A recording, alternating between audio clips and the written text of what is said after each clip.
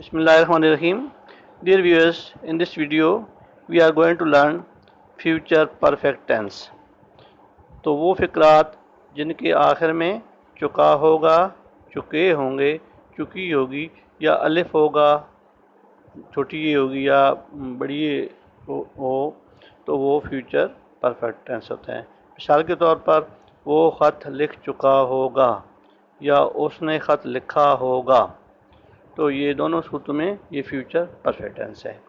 तो इसकी जो मेथड है वो होता है सब्जेक्ट, उसके हिसाब से आपने विल शैल लगाना है और उसके बाद हैव लगाना है। यानी हैव को आपने हैव और हैज़ में तफरीक नहीं करनी, सिर्फ हैव ही लगाना है plus third form means past participle plus subject. यानी वो ख़त लिख चुका होगा, he will have written a letter. Negative sentence होगा, he will not have written a letter, और इंट्रोगेटिव सेंटेंस होगा, will he have written a letter. फिर इसका पैसिव वॉइस होगा, जैसे कि इसका एक्टिव वॉइस है, एक्टिव वॉइस सेंटेंस है, he will have written a letter. तो इसका जो